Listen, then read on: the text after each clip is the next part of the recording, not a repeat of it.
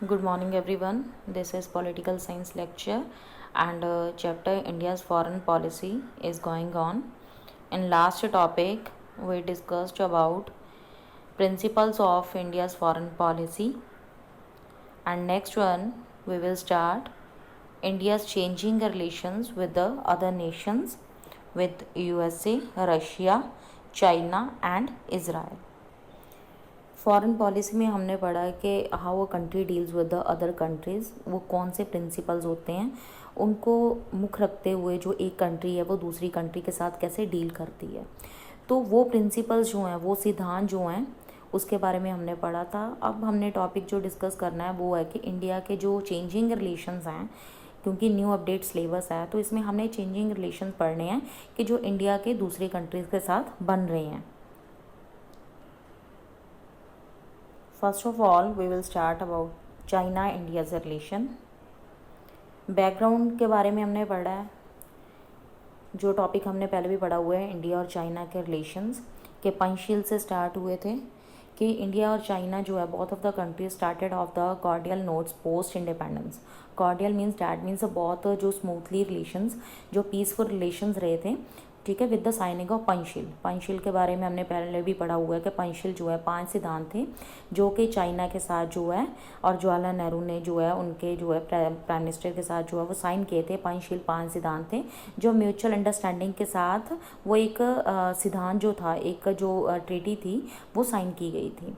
But with the 1962 की जो war हुई उसके कारण दोनों जो कंट्रीज़ में, चाइना और इंडिया में, एक मिसट्रस्ट बन गया और इंडिया और चाइना के रिलेशनशिप जो है लगातार कंपटीशन, कोऑपरेशन और डिस्कॉर्ड के साथ जो है वो चलने लगे। 2017 से जो है इंडिया ने एंट्री की शंघाई जो है कोऑपरेशन ऑर्गेनाइजेशन। तो इस जो SCO जो उन्होंने ऑर्गेनाइजेशन बनाई उसके कारण जो है एक मल्टीलैटरल कॉरपोरेशन जो थी, इसमें एक ब्रिक्स जिसमें चाइना और इंडिया दोनों जो हैं वो कंट्री शामिल हैं।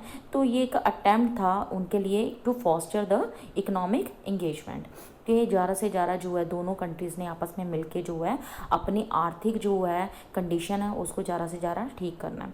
तो दोनों कंट्रीज़ जो हैं वो सेम जो हैं उनके एट्रीब्यूट्स हैं और सेम उनकी प्रॉब्लम्स हैं, जिसमें हाई पॉपुलेशन है, रूरल अर्बन डिवाइड है और राइजिंग इकानमी है। तो ये मेजर जो प्रॉब्लम्स हैं वो दोनों कंट्रीज़ जो हैं वो अपनी अपनी कंट्री में वो उसके सामने जो है उसको टैकल कर रही हैं। नेक्स्ट वन एनालिसिस करेंगे सब। फर्स्ट ऑफ ऑल कॉपरेशन जो है इकोनॉमिक रिलेशंस एंड ट्रेड, ठीक है। तो इंडिया और चाइना जो है एक बायलैटरल ट्रेड के ज़रिए जो है उनका डॉलर 84.44 बिलियंस जो हैं वो यहाँ तक बढ़ चुका है। इंडिया जो है एज अ एमआर जो है 7th लार्जर जो है export destination for Chinese product है, ज़्यादा से ज़्यादा यहाँ पे यूज़ की जाती हैं। आपको पता ही है चाइनीज़ बहुत सारी प्रोडक्ट। इंडिया जो है उनको डायमंड, कॉटन यार्न, आयरन और कॉपर और बहुत सारे ऑर्गेनिक केमिकल्स जो हैं वो एक्सपोर्ट करती है। इसके अलावा इंडिया जो है इंपोर्ट करती है वहाँ से मशीनरी, फर्टिलाइजर्स, एंटीबायोटिक्स, बहुत सारे जो हैं कंपाउंड्स वगैरह वहाँ से इंपोर्ट करती है। इस तरह इंडिया और चाइना जो है बहुत सारे IT सेंटर्स और सेक्टर्स के ज़रिए भी एक दूसरे के साथ जुड़े हुए हैं। इन्वेस्टमेंट और बैंकिंग की बात करें तो बहुत सारे जो हैं 7 इंडियन के जो बैंक्स हैं वो उनकी ब्रांचेस चाइना में है और चाइनीज़ बैंक और यहाँ पे भी इंडिया में पाए जाते हैं।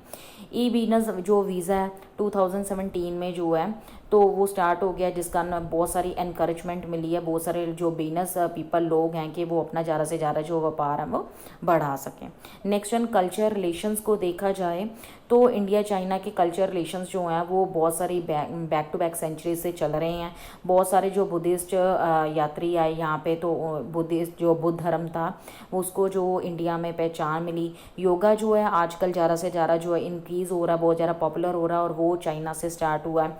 इंडियन बॉलीवुड जो मूवीज़ होती हैं उसको चाइना में बहुत ज़्यादा प्यार दिया जाता है, बहुत ज़्यादा पसंद किया जाता है और इंडिया के बहुत सारे जो सेलिब्रिटीज़ हैं वो चाइनीज़ मूवीज़ में काम कर चुके हैं। एजुकेशन रिलेशन के ज़रिए किया जाए तो इंडिया और चाइना ने एक जो है साइन किया एजुकेशन एक्सचेंज प्रोग्राम डैट में 2006 में, और ये एक अम्ब्रेला एग्रीमेंट है। डैट मीन्स एक ऐसा एग्रीमेंट है जिसमें एजुकेशन कोऑपरेशन की गई है दोनों कंट्रीज़ के बीच में। और नेक्स्ट वन है चाइनीज़ बहुत सारे जो स्टूडेंट्स हैं वहाँ पे एनुअली जो है स्कॉलरशिप पाते हैं। और ब्रिक्स जो हैं, ब्रिक्स के बारे में हमने पढ़ा था कि ब्रिक्स जो है एक ऐसा नेटवर्क है कि जिसके ज़रिए जो दोनों कंट्रीज़ हैं आने वाले टाइम में इनका रिलेशन जो है वो और ज़्यादा अच्छा हो सकता है। आगे नेक्स्ट वन है कि इंडियन डायस्पोरा इन चाइना, के बहुत सारे जो इंडियंस लोग हैं, प्रवासी हैं, वहाँ पे चाइना में काम कर रहे हैं। नियर अबाउट 35,500 जो लोग हैं, तो एस्टिमेट है, तो वो इंडियंस जो हैं वो चाइना में काम कर रहे हैं। और जिसमें बहुत सारे जो 18,000 जो हैं वो नियर अबाउट स्टूडेंट्स हैं जो वहाँ पे एजुकेशन हासिल करने गए हुए हैं। तो नेक्स्ट वन है कि म्यूचुअल इंटरेस्ट जो है इंडिया और चाइना के, both are the members of BRICS, ये हमने पहले ही पढ़ा है कि जैसे ब्राज़ील, रशिया, इंडिया, चाइना और जो साउथ अफ्रीका है, ये जो ब्रिक्स है उसके मेंबर कंट्रीज़ हैं। तो इस तरह ये आने वाले टाइम में जो एक न्यू जो डेवलपमेंट बैंक के ज़रिए जो है आने वाले टाइम में एक दूसरे के जो है वो काफ़ी फ्रेंडली रिलेशंस बनने वाले हैं। तो दोनों कंट्रीज़ जो हैं वो डेमोक्रेसी को जो बढ़ावा देते हैं और world bank, international monetary fund जो इंस्टीट्यूशंस के साथ जुड़े हुए हैं। इसके अलावा जो है जो WTO वर्ल्ड ट्रेड ऑर्गेनाइजेशन की नेगोशिएशन में दोनों जो है एक सिमिलर स्टैंड लेते हैं। दोनों का टारगेट है कि यूएस है उसकी हेजेमनी को टारगेट करना है और ज़्यादा से ज़्यादा जो है फ्रेंडली रिलेशन बनाने हैं। बहुत सारे देखा जाए तो बॉर्डर डिस्प्यूट्स स्टार्टिंग से चले और बॉर्डर डिस्प्यूट्स लगातार जो है, आपको पता है कि आज का रिसेंटली जो है बॉर्डर डिस्प्यूट चाइना के साथ हमारे चल रहे हैं। तो तिब्बत इशू से ये स्टार्ट हुआ था कि चाइना ने जो है नेक्स्ट किया था तिब्बत इशू। ये तिब्बत इशू के बारे में हमने पहले भी सिलेबस में पढ़ा हुआ है। ये हमारा जो पुराना टॉपिक है कि 1950 में तिब्बत को जो है चाइना ने एनेक्स्ट कर लिया था, तो उसके ऊपर कब्जा कर लिया। तो ये एक हिस्टोरिकल जो है बफर बन गया दोनों कंट्रीज़ के बीच में। और वहाँ का जो लीडर था दलाई लामा, तो वो जो है बॉर्डर को क्रॉस करके इंडिया में आ गया था कि उसको जो है एज अ असाइलम लेने के लिए। तो इंडिया ने जो है उसको अपनी शरण दे दी, लेकिन इसके ज़रिए जो है पंचशील सिद्धांत का जो है तो मिसट्रस्ट बन गया बिकॉज ऑफ द रीज़न कि उसका एक पंचशील का सिद्धांत था, एक प्रिंसिपल था कि non interference between the internal affairs. तो इंटरनल अफेयर्स में जो है दलाई लामा को शरण दे के इंडिया ने उस पंचशील सिद्धांत को जो वो ख़त्म कर दिया, जिसके ज़रिए जो है लगातार चाइना और इंडिया में जो है वो डिस्प्यूट्स बनते रहे। तो नेक्स्ट वन है कि इंडिया की जो 3 pronged स्ट्रेटेजी है टुवर्ड्स चाइना, के हमने बायलैटरल और मल्टीलैटरल जो है जैसे ब्रिक्स है, SCO, शंघाई जो है कोऑपरेशन ऑर्गेनाइजेशन, उसके ज़रिए जो अपना ज़्यादा से ज़्यादा जो है रिलेशंस को डेवलप करना है। इंडिया ने जो है सस्टेन्ड एफर्ट्स दिखाने हैं। इसके अलावा जो थर्ड है कि एज अ एमर्जिंग कि इंडिया चाइना जो पॉलिसीज़ है कि एक्सटर्नल बैलेंसिंग जो है एफर्ट्स बना के रखने हैं। और देखा जाए आने वाले टाइम में दोनों कंट्रीज़ के पास जो है इकोनॉमिक और सिक्योरिटी जो है कैपेबिलिटीज़ हैं और ज़्यादा से ज़्यादा जो ये गैप है दोनों में वो ख़त्म हो सकता है। आने वाले टाइम में जो जापान, USA और EU जो है उनके जो अल्टरनेटिव्स देखा जाए तो चाइना की जो इकोनॉमिक एक्सप्लोटेशन है तो वो उनको ख़त्म भी कर सकते हैं।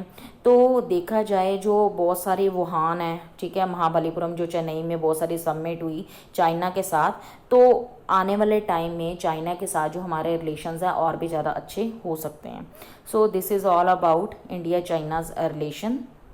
May be you all have understood. Next one we will start about India's Israel relation.